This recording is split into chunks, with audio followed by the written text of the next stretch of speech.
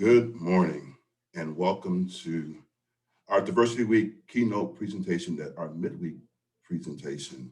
We have the great pleasure of having Dr. Ivory Toldson with us this morning. And I'm excited to have him here to speak to you all at UCF.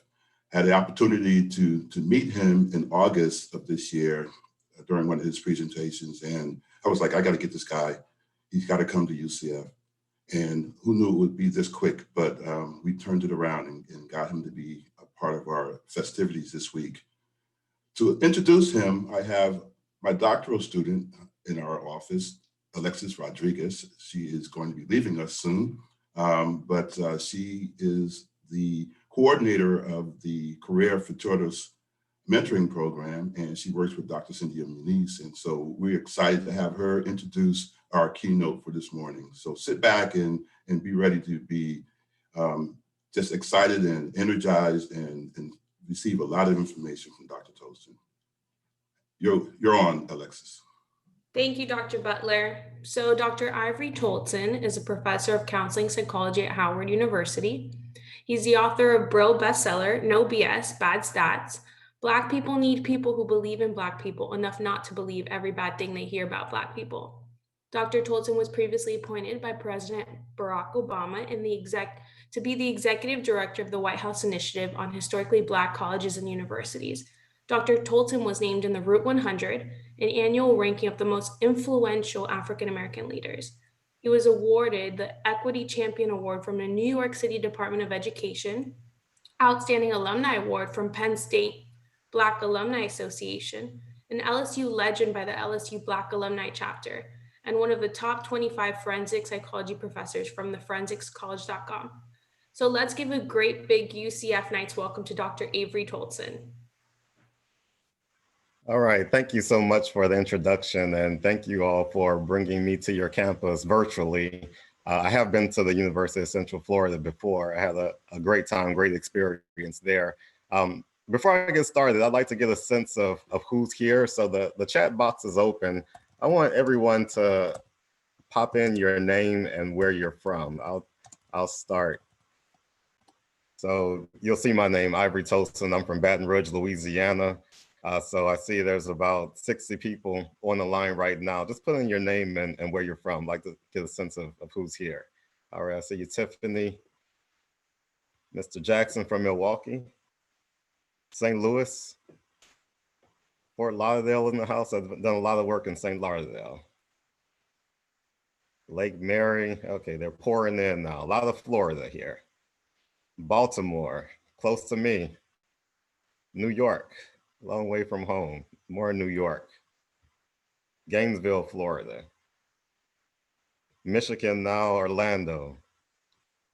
Someplace in Florida I never heard of before. Somebody's all over Florida. Maryland, okay. Got some people from close to where I live. All right, well, thank you all for indulging me in that. I like to get a sense of who's here, where you're from. There's people here from all over the East Coast, some Midwest. I don't think I saw any West Coast. But again, I'm from Baton Rouge, Louisiana. I went to LSU, same place that Kavita went to. And in fact, we had a good camaraderie and fellowship as she helped me through the process of bringing me here. I've also had a lot of interaction with Dr. Butler, who's been a staunch advocate for diversity and inclusion and has worked with a lot of different programs from K through 12 on to higher education. So definitely admire the work that he's doing. So I'm scheduled to be here until 12 o'clock, so roughly 90 minutes. I think we discussed me talking for about an hour and then having Q&A. I like to reduce the time that I actually give a lecture. I'd rather give you robust answers to your questions rather than you all hear me talk. But there are a lot of important things that I want us to cover together. So you all have a very important theme, stronger together, unified, connected family. And I think it's important for us to reflect on on being stronger together and being a family. This is your midweek diversity lecture, diversity and inclusion. Now, as you all know, families take on a lot of different forms. Togetherness and inclusion are not always the same. Sometimes you can be together, but somebody doesn't feel included. Sometimes you can have a family, but that family isn't connected. Now, the United States is a very diverse nation. University of Central Florida is a very diverse institution. You are diverse in terms of the social demographics of the students who attend and the thoughts and ideologies. For you to be together in such a diverse environment and have everyone feel included, there are a lot of things that we have to consider in terms of creating the type of environment that is conducive to everyone feeling included. I'm sure everyone on this call has at some point been with a group of people but did not feel included. Some of you all may feel that way about the institution that you're at right now. Some of you all may generally feel included, but there may be this one class that you don't feel included in. There may be one social circle. Some of you all, by virtue of the fact that you are in school, you may go back to your communities and not feel as included if a lot of people in your community did not make the same choices that you did. Now, in order for us to promote an inclusive environment, we have to take care of each other in a way that considers everyone's feelings and take it on as a responsibility to create this environment of inclusion. We have to care about others, and we also have to believe in others. Now, Alexis recited the title of my book, which is Black People Need People Who Believe in Black People Enough Not to Believe Every Bad Thing They Hear About Black People. That's a subtitle. The title is No BS, BS for Bad Stats. And the reason why I wrote the book and framed the title that way is that I noticed that a lot of people did not believe in Black people. They believed the worst things about Black people, but they didn't believe in Black people. So that's why when a stat is thrown out there, a stat like there are more Black men in prison than in college, we have the tendency, both Black people, white people, and all other races, to believe a stat like that because we make the assumption that the situation and status of Black people is always at the bottom, and there's not a lot of context or consideration beyond that. And so a stat like there are more Black men in prison than college can float out there for a full decade with no one challenging it. And then when some people started to challenge it, including myself, when I wrote an article about 5 years ago stating that I did my own analysis and gave all of the evidence that's required to show that statistically I found that there are more Black men in college than prison, there were still a lot of people who, and this is both Black and non-Black people, who wanted to hold on to that original stat because they didn't believe in Black people. So the theme of what I want to talk about today is how we might impose our definition on other people and how sometimes we are indoctrinated into beliefs that make us define ourselves by other people's terms and doesn't give us the freedom and flexibility to define ourselves on our own terms. I want to share some anecdotes, including some of my own experiences going through education, to illustrate how sometimes the imposition of the way other people may think about you in terms of your ability or your culture can influence how included you feel. And in the worst cases, it can stunt your development and lead you to not achieving the things that you're capable of achieving. And at other times, preventing other people from achieving the things that they are capable of achieving. So on this question of who defines you, so I want everyone to think about who you are. Think about what you're good at. Think about how you know you're good at some of the things that you're good at. Think about your beliefs in yourself. Think about your beliefs in others. And think about how you came about thinking the way that you do and learning the things that you've learned. One of the first moments in my life where I was aware that the appraisal of my abilities was different than others was in the 4th grade when I was assigned to a slow learners group.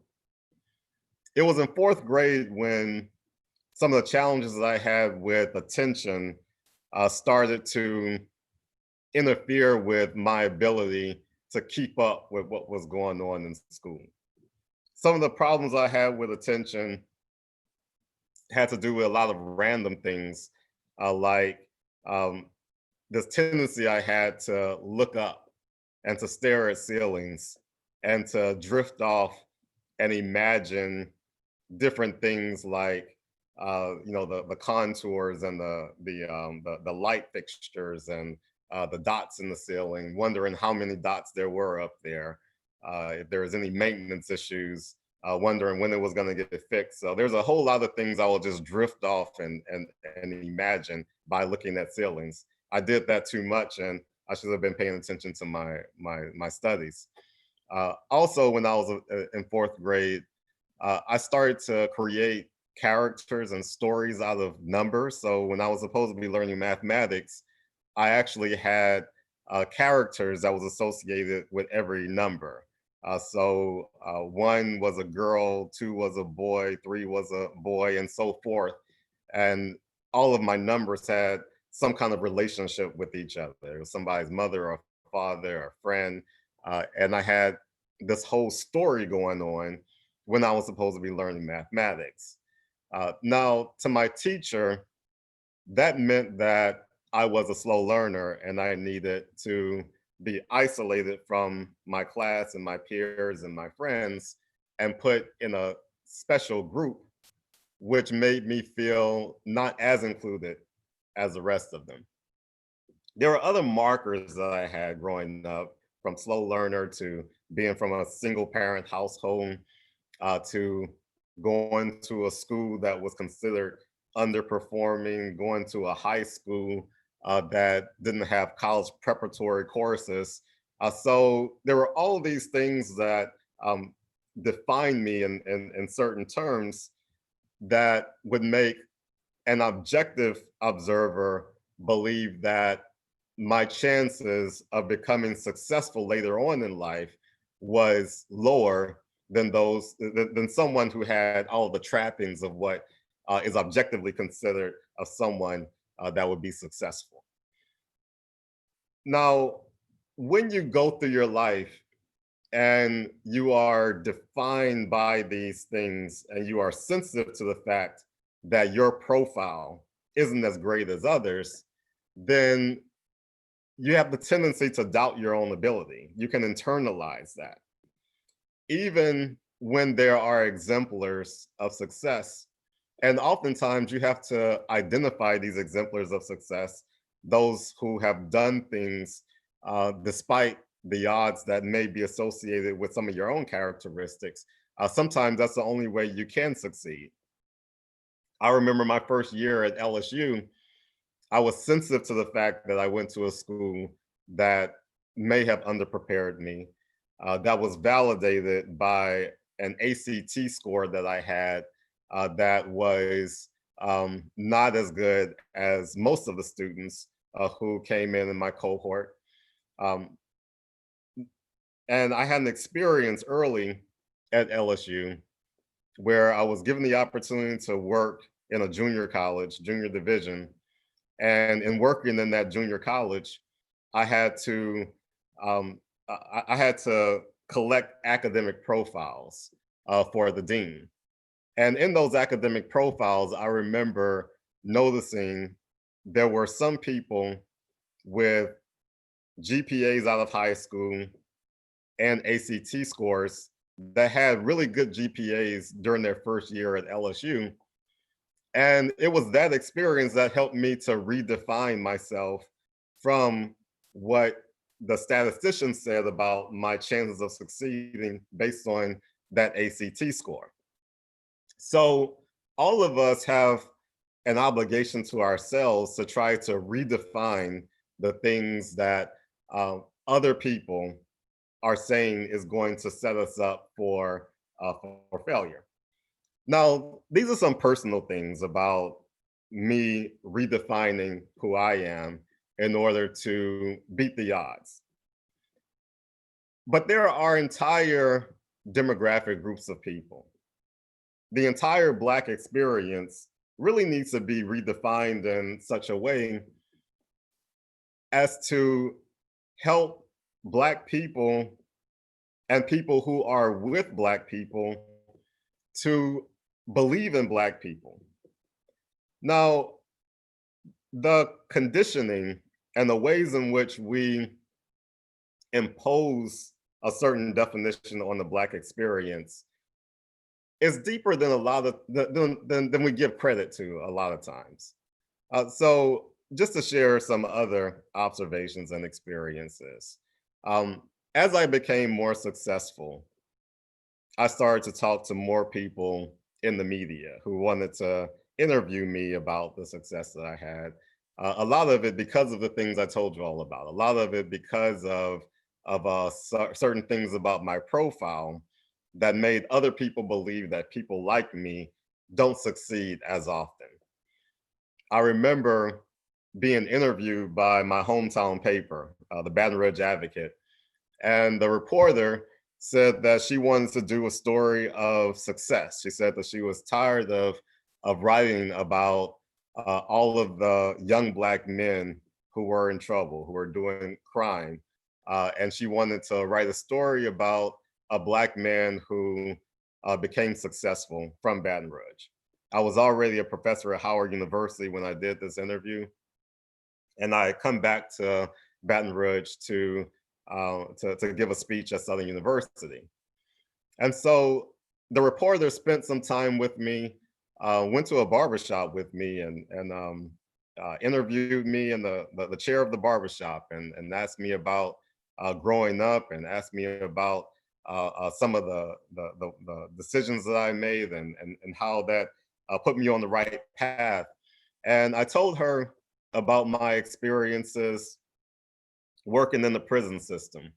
And I told her that I was struck by the number of young Black men who seemed just like me who were in prison. And I told her that most of them were in prison for selling drugs. And there were men there who sold a relatively small amount of drugs that ended up there for 15 years, but other men who had done some horrible things from child molestation to murder, who had less time than nonviolent drug dealers. And so I told her that that was one of the reasons why I became interested in doing something about the criminal justice system, seeing young Black men there who seemed just like the people who I used to hang out with when I was in high school. Those who may have sold some drugs while they were in high school, but they were just on the wrong path. And there was an easy way to get them out of that without them having to go to jail for 15 years. So that was the essence of what I told her. And her response back to me was, do some of your friends still sell drugs?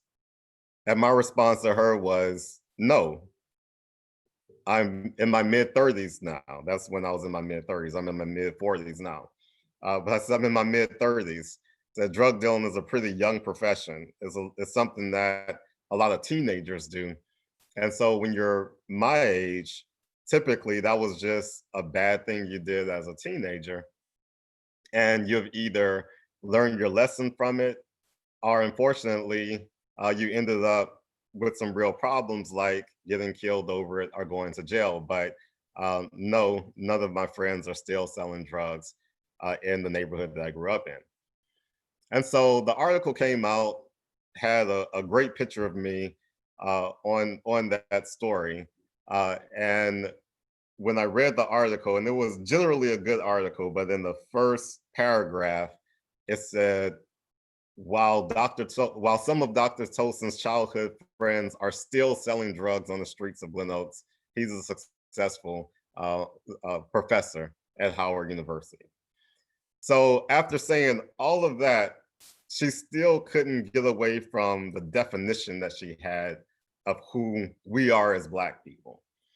So even people with the best intentions, even people who want to be inclusive, if they can't get beyond that barrier of seeing Black people and the Black experience as this inferior experience, then they're still going to be challenged to truly include Black people into the overall narrative. Now, I also want to talk about redefining history. Now, I'm not going to say redefining Black history because I don't think Black history and white history needs to be separated. I think a total history, objective history of who we are as Americans will suffice. The problem is that the history that we have been given, it is indeed white American history. We have to call it for what it is. So as much as we may have Black history during February, where we learn about some Black historians, we learn white history throughout the rest of the year. We do not learn an inclusive history. And we do not learn the type of history that allows us to make our own objective decisions about who we will admire and who will we consider our heroes. Now, I want to talk about some Florida history to give an example of that. So I'm sure all of you all have learned about Andrew Jackson. Andrew Jackson is one of our presidents. Now, one thing about learning white history, there's a certain reverence you have to have for people who have occupied a certain position. So Andrew Jackson, we're supposed to give him some type of reverence, regardless of the contribution of him to some pretty horrible things to people who were not like him, including Black people and Native Americans. Now, there's somebody else who was around during the same time as Andrew Jackson, somebody who was right there in Florida. I wouldn't say right here in Florida, but I'm not there. But right there in Florida, someone named General Garson. So you had General Andrew Jackson, General Garson. Now, most of you all probably have never heard of General Garson. Most of you all, even though you all are in Florida, and not to make any assumptions, but I have spoken in Florida, actually many times, not just several times, many times. And I often ask the group of people who I'm with if they've heard of General Garson and the Negro Fort. And most of the time, the vast majority of the people who I ask say no. So let me tell you about General Garson and General Andrew Jackson. And I want to give you all a history that you probably have never heard, and a history that may make you think differently about who you consider a historian that you would emulate. and would revere today. So most of you all know that Florida was a Spanish territory prior to joining the Union as a Confederate state.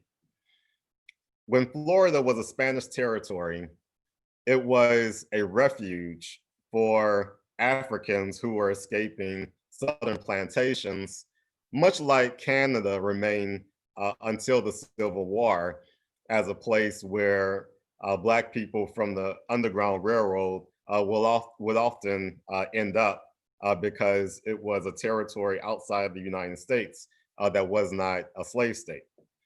So there were hundreds of Black people who were escaping places like South Carolina, Georgia, Alabama, Louisiana, Mississippi, and going to Florida because Florida technically wasn't the United States at the time.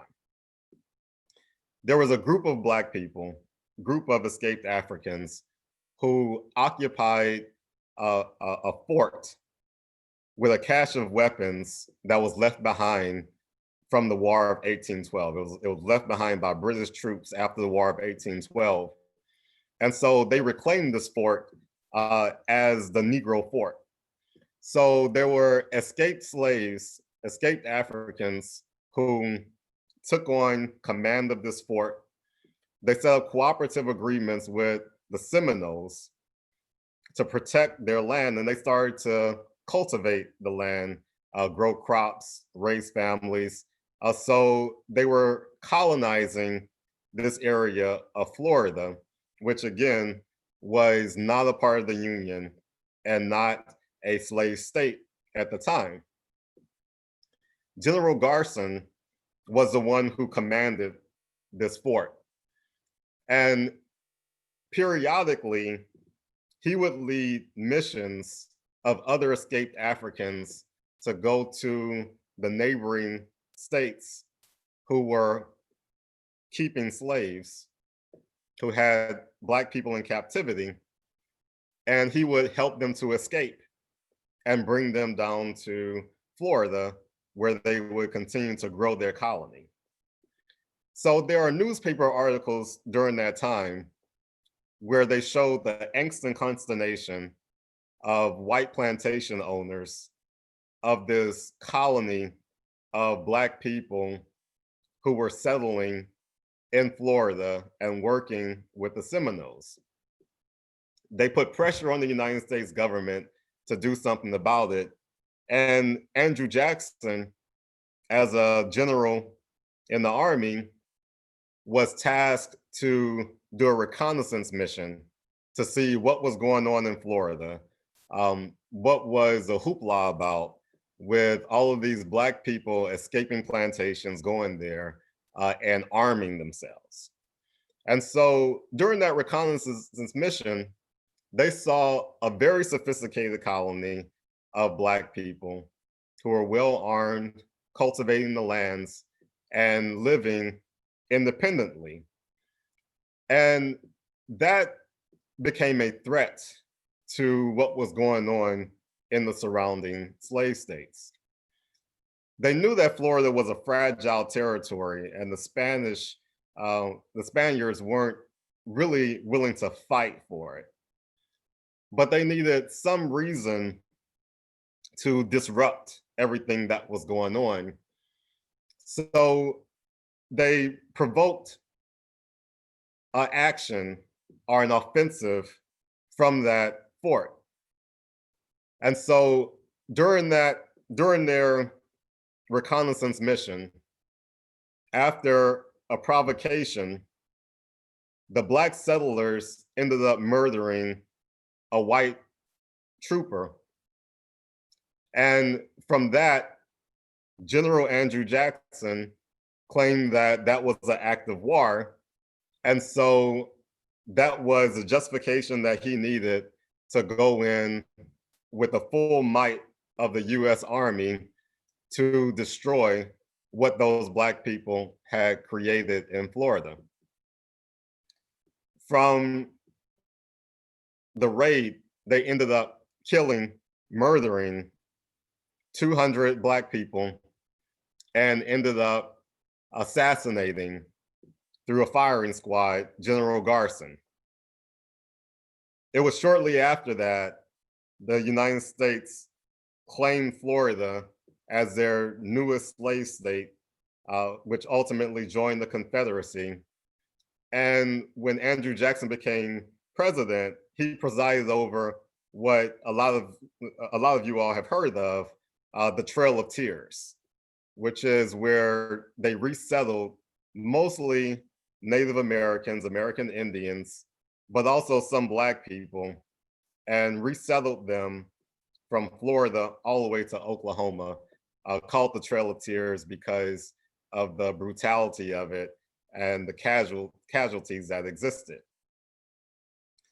Now, this is a part of Florida history and a part of American history that should not be buried.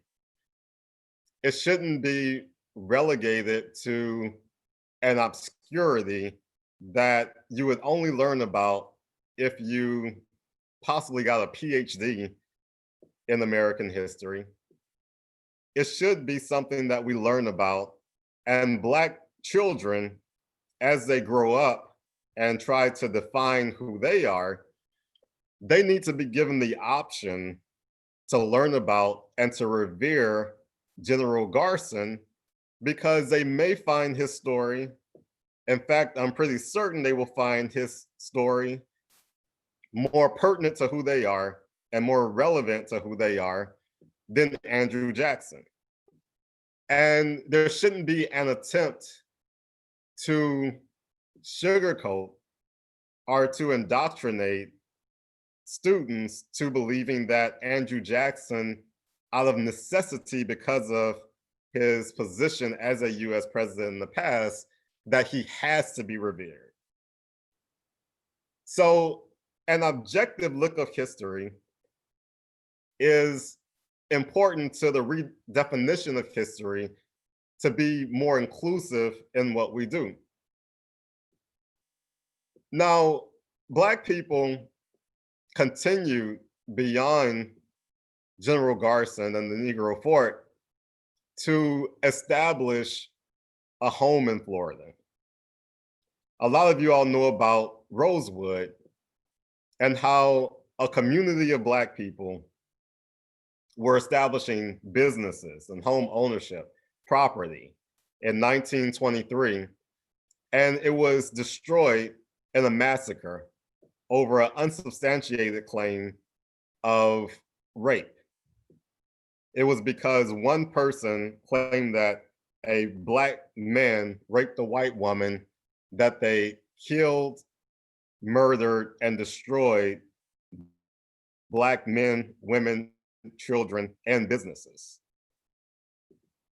I don't share this history to make us feel bad about who we are right now. There are plenty of bad things that's happened to many different people throughout our history. I share this history because if we want to be inclusive as a society, not just together, but inclusive, all history needs to be known. And Black people and Native American people whose histories have been relegated to mere footnotes needs to have a true incorporation and inclusivity of their history. Now, today in Florida, the struggle still continues. We had the Negro Fort that was destroyed back in the 1800s. 100 years later, in the 1900s, you had the Black community that was destroyed with Rosewood. And then 100 years later, in our recent history, we had a Black teenager who was murdered by someone who didn't spend a day in jail for that crime. Now, beyond these atrocities that has happened, if we peel back some of the layers of different things that's going on, the reason why Trayvon Martin was in the home of his father at the time is because he was on a 10-day suspension. Statistics show that Black people are suspended at a much higher rate than white people. And in fact, we receive 10-day suspensions for things that often end up with a mere 1 day in school detention for children of other races, particularly white children. We also know through the U.S. Department of Education civil rights data collection that in some of the counties in Florida, like Hillsborough County, there is a disproportionate number of Black students who are going to school without the classes that are required of them to go to four-year colleges.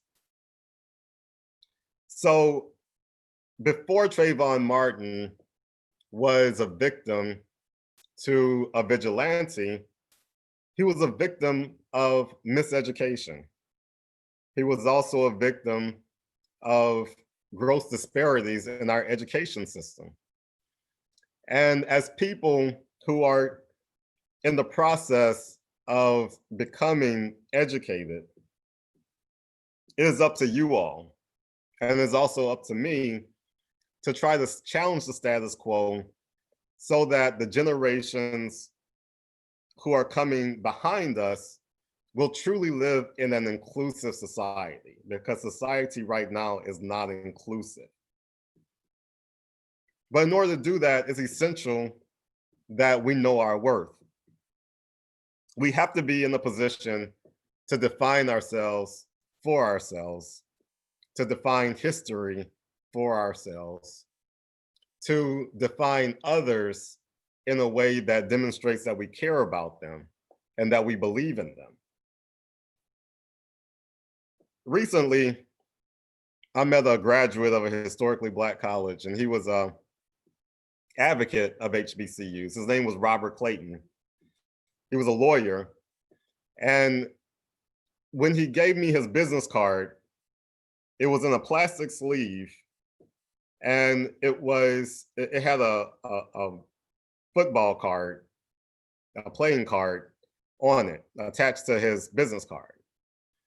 And when I looked at the card, it was for an NFL cornerback who graduated from Howard University named Ronald Bartel. And when I noticed that they had this card attached to it, I asked Attorney Clayton, I just asked him about it.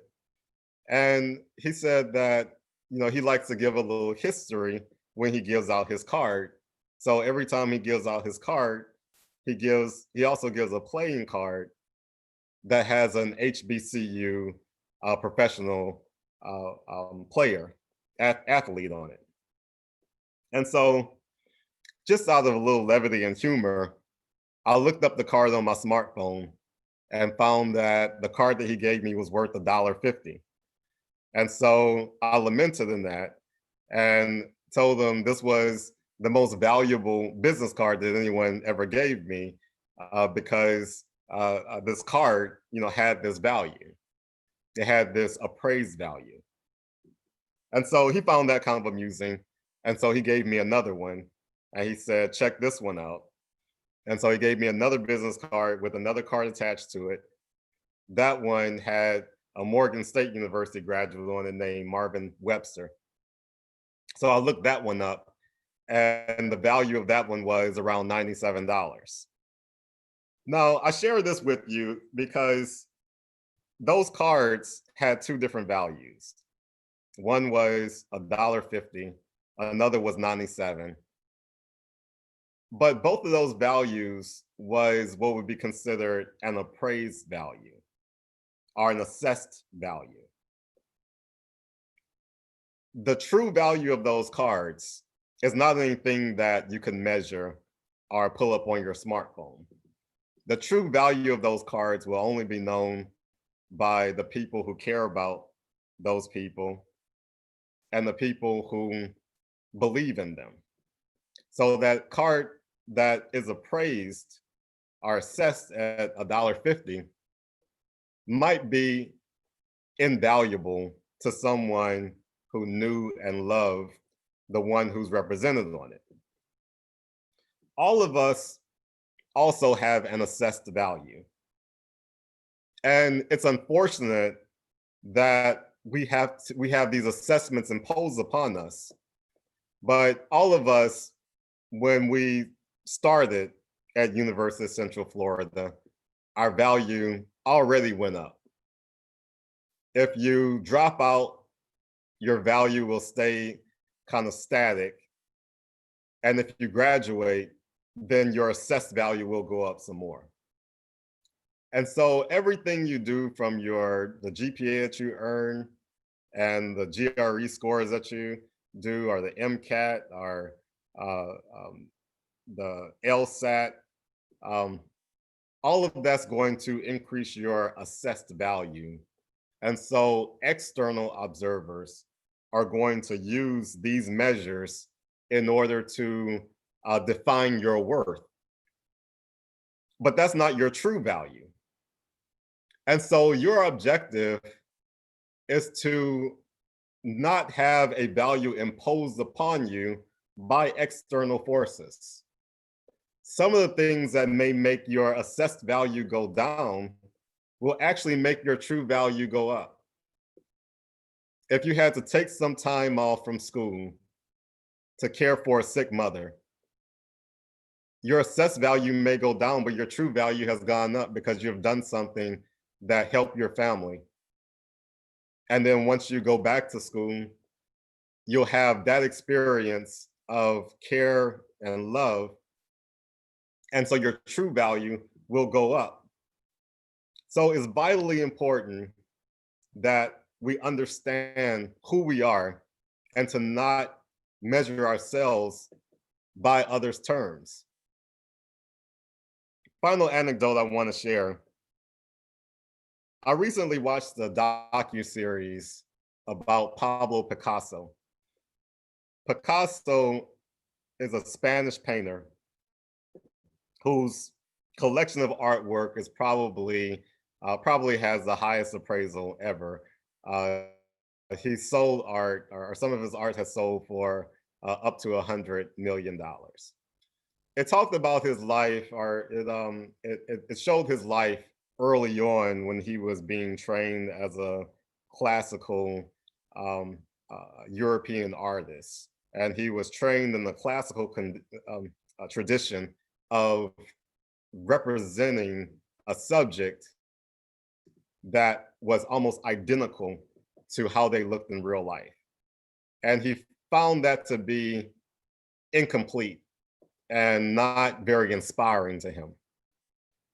Then he came upon the work of a painter named Matisse.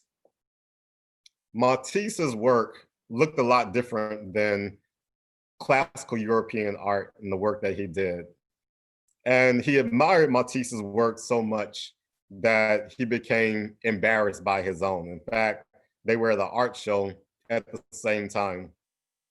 And he saw Matisse's work and he refused to display his art, going home and holding his head down in shame because he just wasn't inspired by the work that he was doing. So one of his friends, in an attempt to cheer him up and make him feel better about himself, showed him an article from a major newspaper that was trashing Matisse's work. So it was saying that Matisse's work was pretty much abhorrent. And so his friend said, see, look at what they're writing about Matisse. You don't want to be like that. And so Pablo took some time to read the article.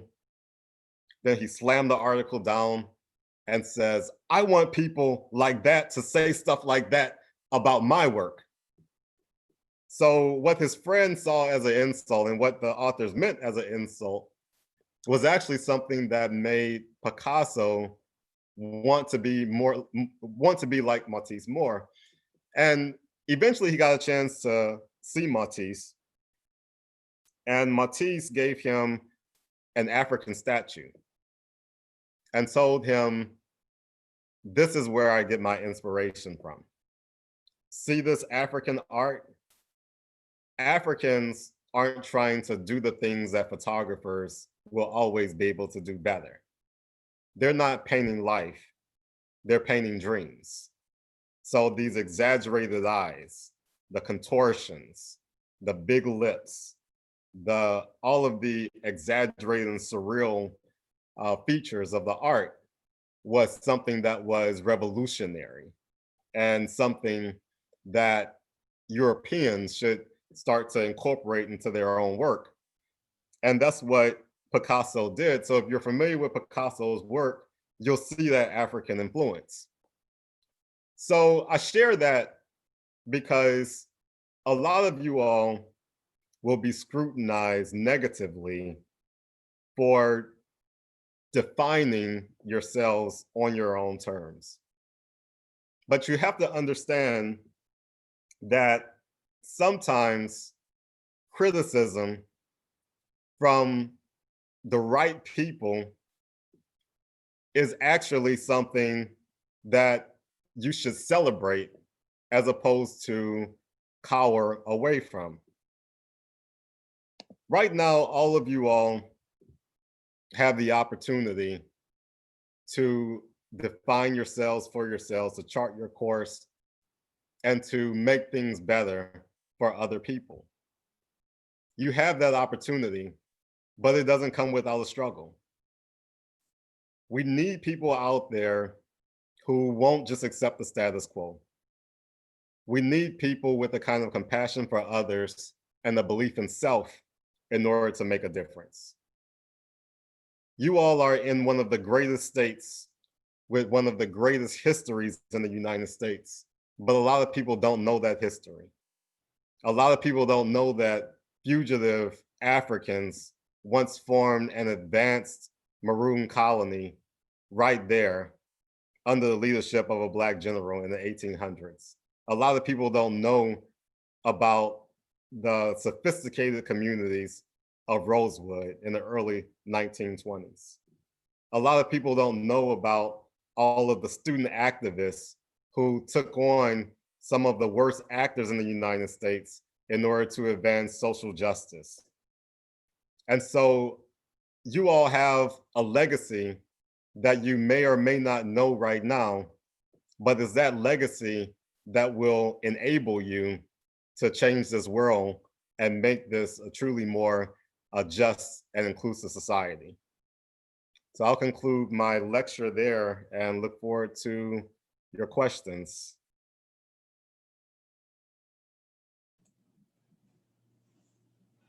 And as I thought would happen, you brung it.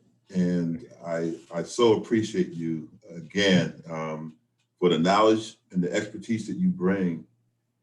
You have always kind of put yourself out there as the slayer of negative information that shouldn't be, and I appreciate you for what you have done.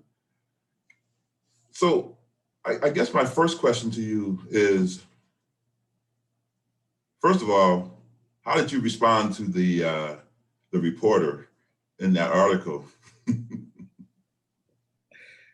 You know, I never got a chance to talk to her again.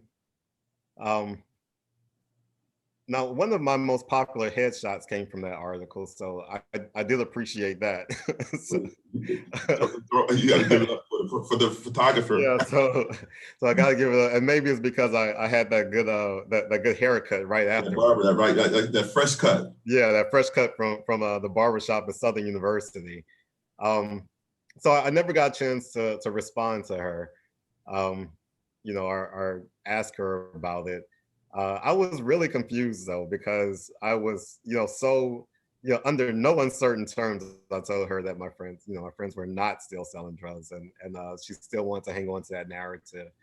And I had another experience with NPR News where someone wrote what would otherwise be a good story, but they just really sensationalized my neighborhood in a way that I know I didn't say to them. But you know, people from the outside, when they think about a, you know, like bad neighborhood, they just see like people getting shot as soon as they come out the door, like drive-bys and all this kind of stuff. But there are people in those neighborhoods that are really contributing and saving lives, and those are stories that are not heard. And it's not just white people who do that. Black people do that all the time. Even Black people from those neighborhoods, because they have allowed someone else to set the definition for them. And then sometimes they get some rewards when they make it out. So you make it out of that neighborhood and everybody's saying, ooh, like, how did you come from a neighborhood like that and still be successful? And you might buy into it. Right. As an example, I was doing a training in Philadelphia at a youth detention center. And so, all the majority of the staff, they were from Philadelphia. In order to get the types of jobs that they had, you needed about 2 years of college. So, largely a working middle class cohort, mostly Black, and they were tasked with working with these children who had been arrested and detained. And so I asked them, I said, describe the neighborhoods of the typical child that you work with. And they all started saying things like, drug infested, lots of violence, a lot of broken homes, poor schools, no resources. And then I asked them, I said, describe the families that most of the children come from. Abusive, single mothers, a lot of disunity, public assistance, all these types of things. Negatives. So all these negative things, right? So then I said, is there anyone in here who grew up in a neighborhood that's similar to the neighborhoods that these children went to? And about half raised their hand. About half acknowledged that they came from what would be considered the hood. So I asked them, I said, so tell me how you ended up in this position as someone who went to college, someone who has a job now, being a responsible citizen. How did you make it here despite that? Then they would say things like, there was a community center that was close by and they refused to leave the neighborhood. And I used to go there all the time. And I learned so much from the people who organized that community center. Or they may say, I always presented myself differently. So even the hustlers on the corner, they would give me a pass. They would say, young blood, this ain't for you. Right. They might say, my mother was always different. My mother, she made sure that when the sun went down, she made sure I was in the house, even if she had to drag me away from the basketball court, because she knew that it wasn't nothing but trouble when the sun went down. So she was dragging me back. Right. So that's when I started to hear all the nuance and start to hear a complete picture of these neighborhoods. So my final question to them was, what's going to help you to help these kids the most? What you told me the first time or right. What you're telling me now? Right. Because if you're just saying the same thing that people who never stepped foot in that neighborhood is saying, then you're going to have the same type of contribution to the success of that neighborhood as them, which is nothing. Right. So they need people like us in order to give the neighborhood some humanity and life and nuance, and not just those neighborhoods, but Black people and Black experience in general. Right. And you talked about that in a sense, in terms of people co-opting your message and you then succumbing to it and allowing yourself to kind of run with that same narrative, right? Because you feel like you fit in, you've been included in the other area that you were seeking to get to. So in some sense, what you're sharing is also a little bit like that poster that's behind you, or the painting that's behind you. I love it, the Black Lives Matter. that the message got co-opted. Mm-hmm. The Black Lives Matter message was never about trying to take over or take away from people who were not Black. Right. It was about, look at what's happening in this nation right now to Black and brown people.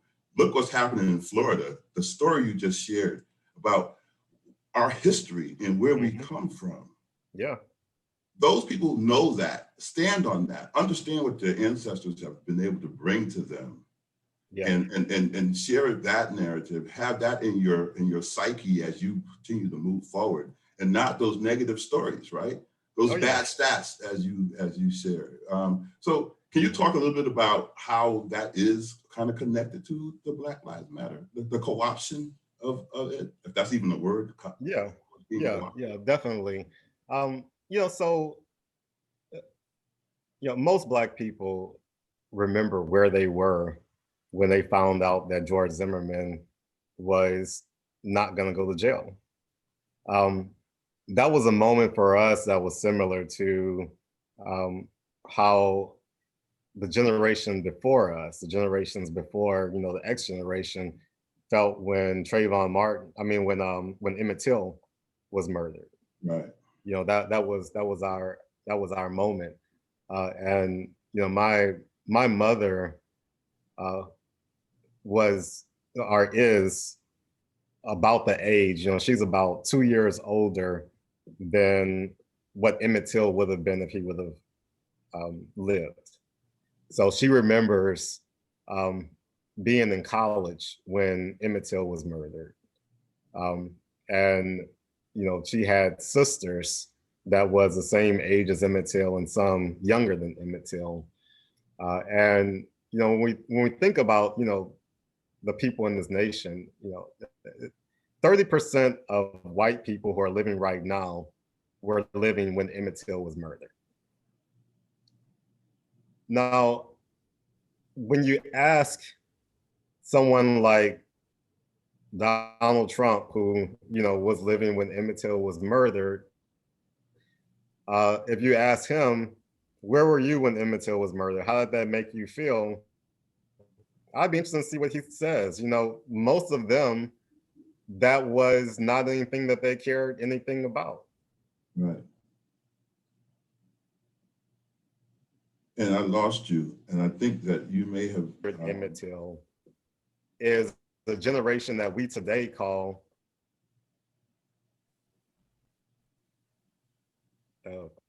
Hello? You're back. You're back. Okay. All right. Sorry. Yeah, but the generation that murdered Emmett Till is a generation that we today classify as the greatest generation. That we want to go back to. When we talk about the greatest generation, that's the generation that presided over the lynchings. The ones who burned down Rosewood and that orchestrated the Tulsa race riots. That was the greatest generation. And so when we say Black Lives Matter, that means to us, that means if you're calling a generation the greatest generation, and that generation was the Jim Crow generation, that was a generation that murdered entire communities of Black people, and we don't want to acknowledge that, we want to rewrite their history, right, then you're giving us the signal that Black lives don't matter. Mm-hmm. Because if it was a group of people who destroyed white communities, that murdered and slaughtered white communities, we wouldn't be calling them the greatest generation. Mm. There may be some great people in that generation, but collectively, we would acknowledge that they made some mistakes that we don't want to repeat. So when George Zimmerman was acquitted, we felt the same thing. We felt like if Trayvon Martin was white, his murderer would be going to jail because we would care about that white life. Right. And so that's what it's about. It's not about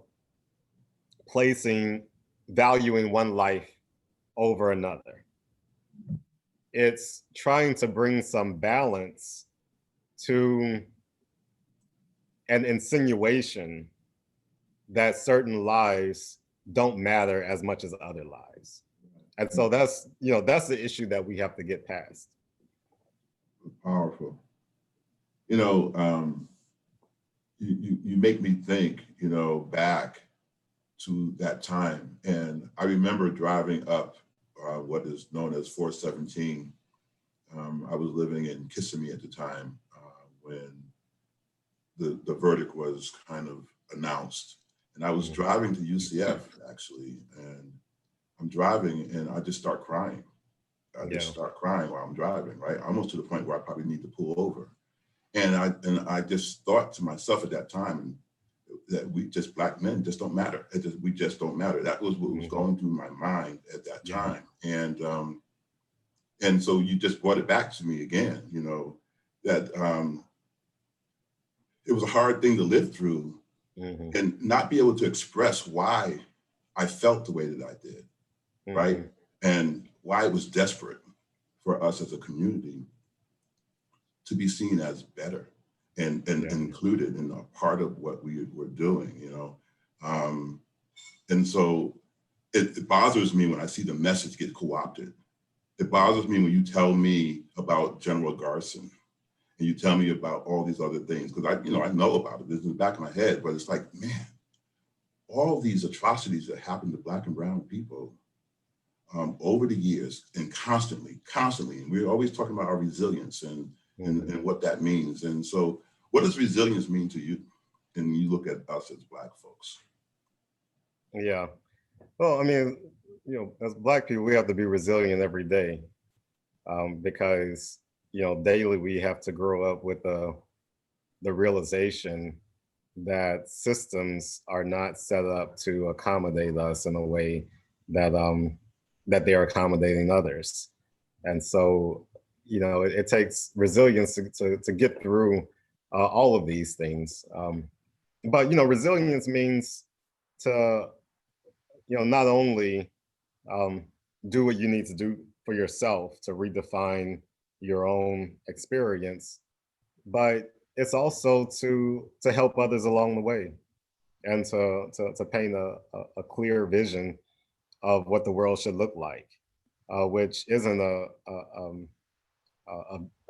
image of some of the divisions that we see right now. Right. The racists are meant to be together and live harmoniously. Right. That's that's what we are meant to do, and we are at a stage in our development as a nation where that's possible if we care about each other. Right. But we have to be inclusive in what we do, and it's just no reason why there are people, and I talked about General Garson, and in about 3 years ago, I went to South Carolina, and I saw a placard that was dedicated to Robert Small, and I had never heard of Robert Small, and some of you, more people know about Robert Small than General Garson, but Robert Small is someone who was born a slave and ended up working on a Civil War battleship for the Confederate Army as an enslaved person, and ended up commandeering that ship, taking it away from the Confederacy and delivering it to the Union Army, and claimed an award, and ended up convincing Abraham Lincoln to induct former slaves into the Union Army as a war strategy, which ended up paying some good dividends for the Union. And after Robert Small ended up being a war hero, he returned to South Carolina, purchased paid a tax lien on the plantation that he was born on, and ended up claiming ownership of the plantation that he was a slave of. Hmm. And went on to run for office and represented his city in the U.S. Congress during Reconstruction. But I shouldn't have gone through 12 years of education and 4 years of undergrad, 6 years of graduate school, get a Right. PhD, and then be a professional for more than 10 years before I learned about Robert Small. Right. And I just think that if more Black people knew about the great Black people that existed, if we learned about them earlier, then we would believe in ourselves a lot more than we do sometimes. Dangerous trajectory. Yeah. So I got a couple of questions that came up in the Q&A that I want to ask you. And again, thank you for sharing that, because I think that's very profound. And I think those who are on the call right now should definitely honor and cherish that. And that's how we learn about our history, right? We have to relearn, we have to unlearn and relearn some of the things that are out there that will kind of help give us more pride in ourselves and our communities. So this first question comes from Arian Bryant. He is director here at UCF in Res Life. And so he asked, he says, hello, first of all, Dr. Ivory. I want to thank you for your scholarship on debunking myths related to Black males and mass incarceration and painting a more complete and accurate picture.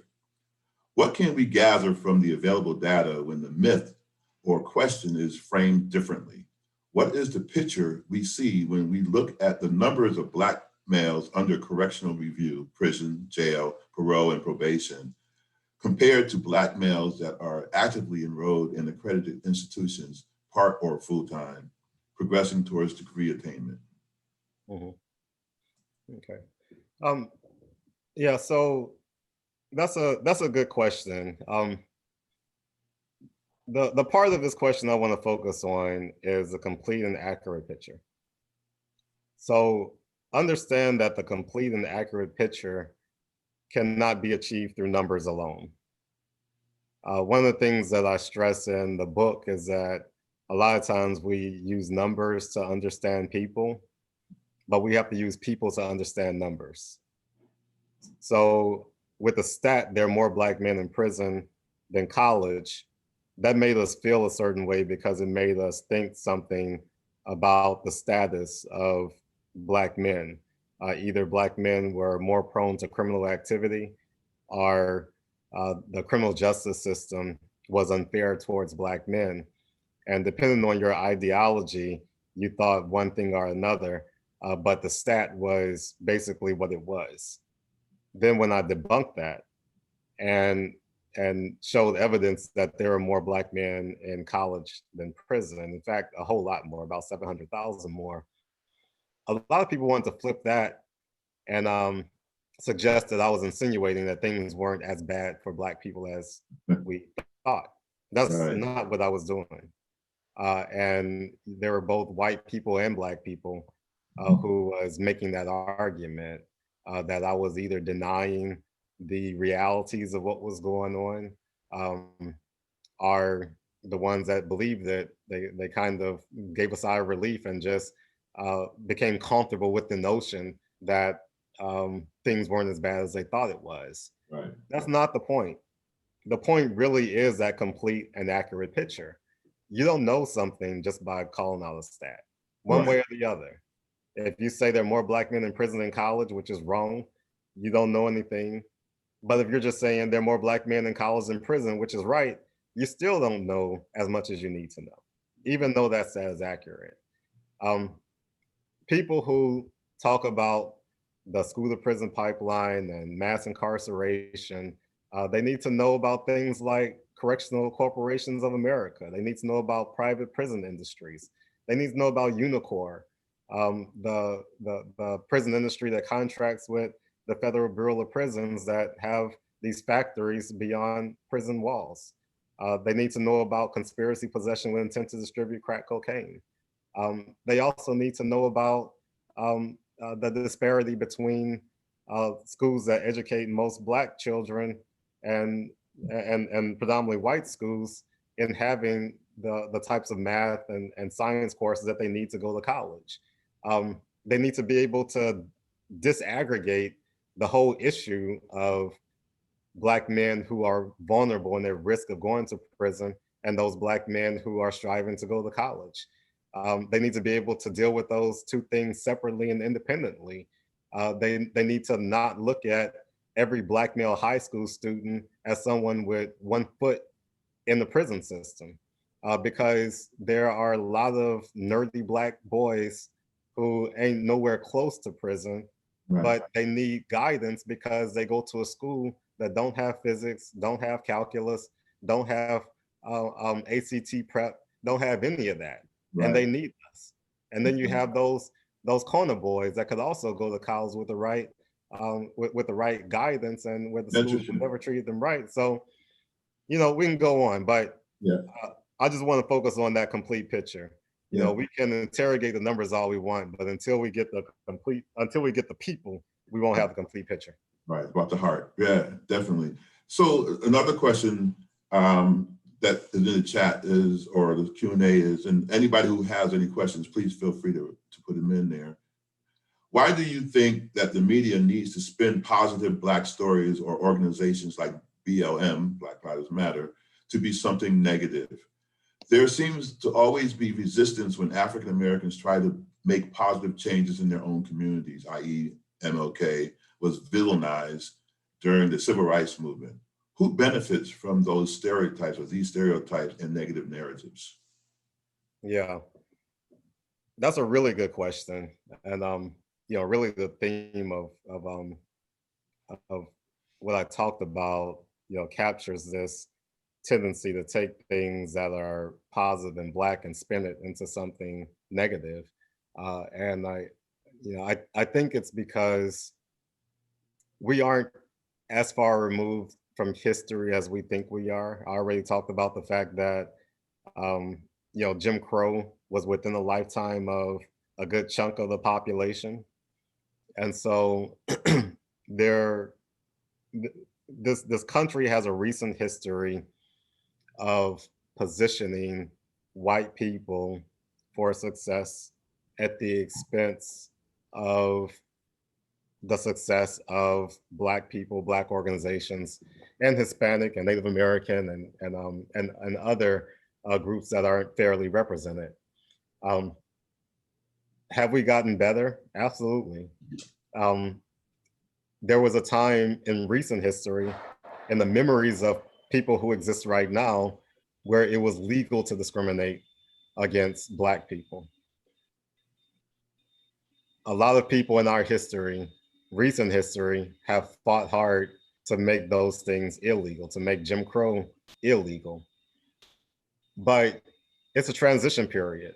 So just because something legal doesn't mean everyone has bought into it. So there's this resistance for change. There are regressive attitudes in society, and we've been conditioned to believe that things are associated with Black are negative. You know, there's a history of that in this country, and you know, we fall back into that trap.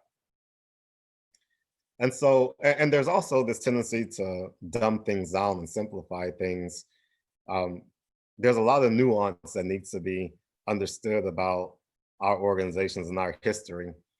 And the news media, they don't really give things the nuance that they need.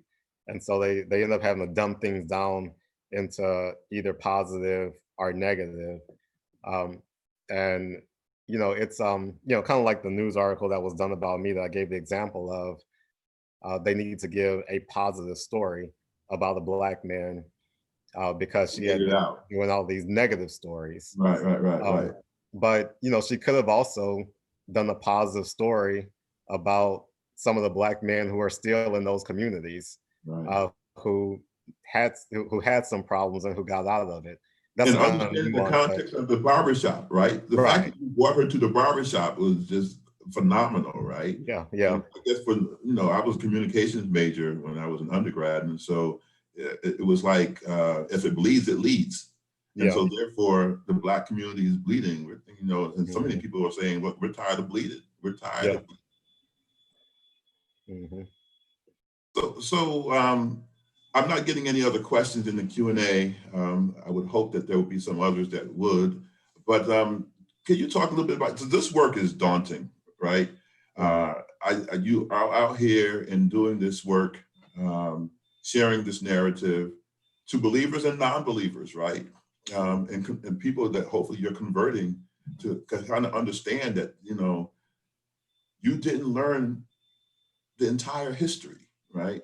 So what do you do to kind of take care of yourself outside of this? Because again, I can imagine that, to continually have to talk about bad stats and to talk about what this is, to be called to be a part of platforms like this.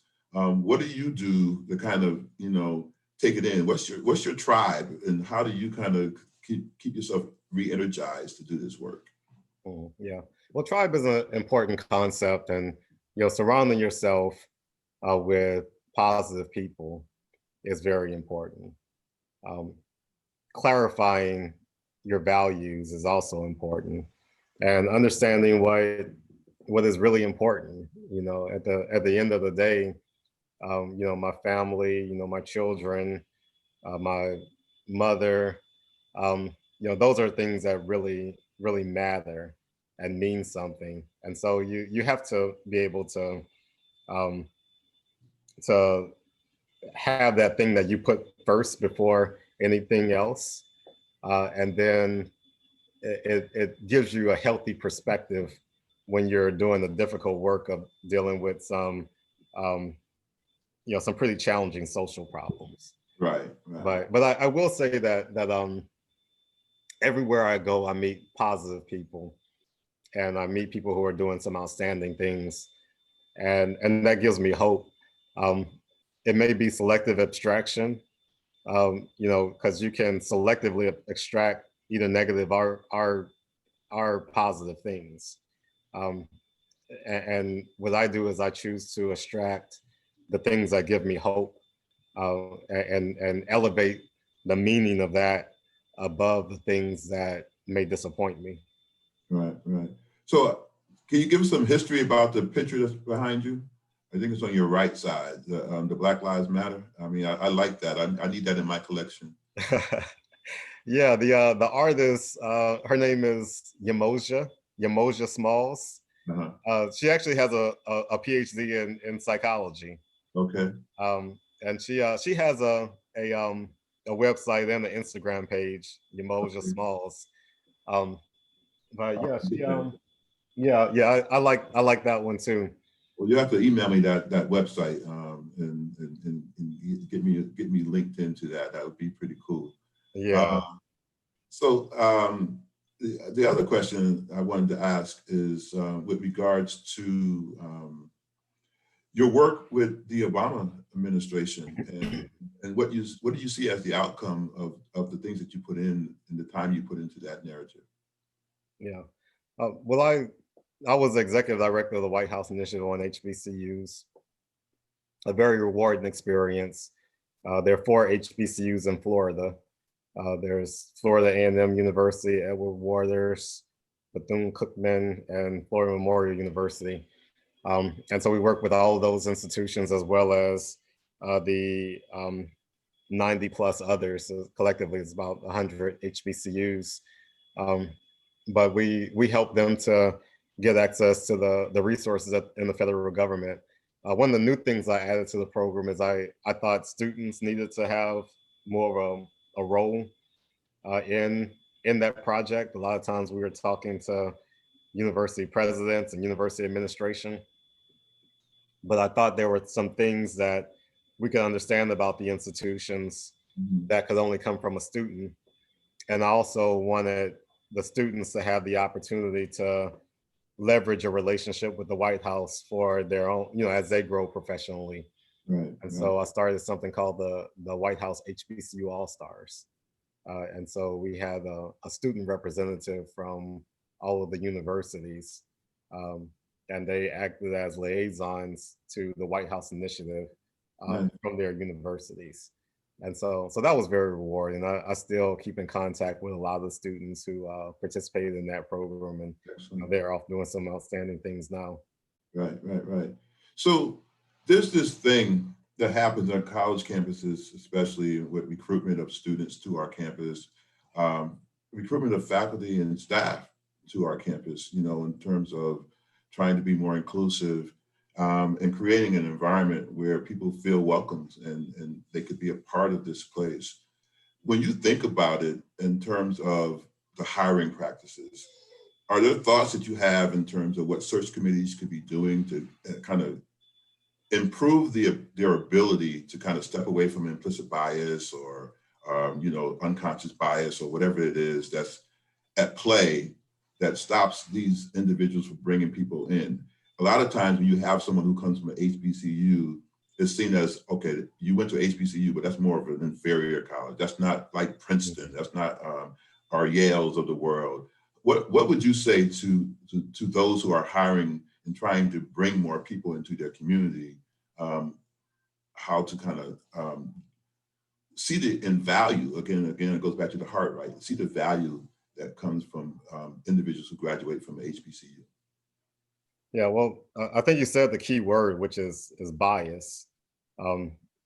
They have to get rid of their biases and really interrogate and evaluate how they are evaluating quality candidates, what standards they're using. Because a lot of times when these search committees, form, when you really dig into what they are considering as a successful candidate or a competitive candidate, what they want is someone who is indistinguishable from the white faculty that they already have. So they just want the color, they want the representation, but they don't want to change anything Right. about how they do business or how they evaluate. So if all you're saying is you want somebody Black to diversify, but the Black people who you think are the ideal candidates have a profile that's similar to all the people that you already have there, then why are you even trying to diversify? You're just diversifying on paper. You're checking off a box. Someone from an HBCU, they'll bring a perspective that's different. So that's true diversity. If someone has an area of research focus that deals with the conditions of an underrepresented population, that's true diversity. True diversity has to go beyond just mere, skin pigment. I hear you. So there's there's actually 5 questions that came into the chat. We only have like 4 minutes left. So I'm gonna go with this one right here. So I apologize to the anonymous attendee and I apologize to Floor. But Angela Harris asked this question. My husband is a school administrator in an elementary school, and for a long time in middle school, he is a big proponent of keeping Black children in classrooms for instruction in situations where white teachers are inclined to suspend and write them up or on referrals for what they deem to be a disciplinary issue. What can you recommend to him in the way of resources that will assist him in shaping and changing this notion in the minds of faculty? Yeah, that's a very important question, and I applaud your husband for speaking out, because not enough of us are really trying to take care of these students who are being pushed out unfairly. So on the issue of resources, there's actually quite a few books and articles that's out there that deal with this issue, and I'm not sure how many of those sources your husband already has.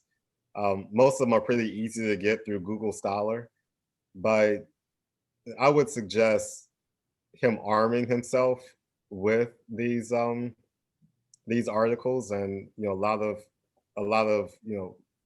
well-regarded scholars has written about this, and so as he advocates, he can source some of this work so that he's not just going from his own opinions. He's well read, and he knows the scholarship that's associated with this. I would also refer him to the Civil Rights Data Collection and the guidance documents. There are guidance documents on discipline that was constructed during the Obama administration, but they're still archived on the Department of Justice sites. And this states all of the laws associated with suspensions, because a lot of times people aren't really following the law. They don't really know the law that well. And these guidance document has the laws in Florida broken down. And so, sometimes you may be confronted with a situation where a student with a known IEP is being suspended for something that has already been identified as an issue in the IEP, and how that's supposed to be treated. Typically in the IEP, they don't say suspend the child for it. So it's already identified. So you can use that as leverage also. So I would suggest, those resources. So first of all, or last of all, let me just say, I am so appreciative of having you here today. I knew that you would drop the mic for UCF and sharing your knowledge. You're a phenomenal individual. You have a life work that I think not only you should be proud of, but you make me proud, and you make a lot of, I think, Black members of our community proud of the work that you're doing. And so I thank you for accepting our invite to come and be a part of this week. You shared for sure that it just can't be February that we talk about Black history and include it into our history as a whole. I just so much appreciate you, and I we got to get you back. We got to get you here for other things to kind of help drop some more science on how we can do better. And absolutely, we're trying our best to do it. Yeah. Well, thank you all for the invitation. As I said, this isn't my first time speaking for UCF.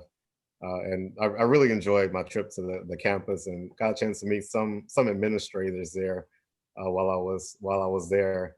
And Right. I know, particularly in the School of Education, you all are doing some outstanding things. And Excellent. Yeah. Well, I'm definitely going to get you back here. I don't know how, when, and whatever, but we'll be talking to figure out how you could be supportive, or we can do some things along those lines. But again, just thank you so much. The people who stayed on, we have people on YouTube as well as here on Zoom, and I just know that you just shared some great wisdom with us, and so it's very much appreciated. So thank you. And at this time, we're going to close out for today. We're going to close down, and thank you all for being a part of today's. Thank you.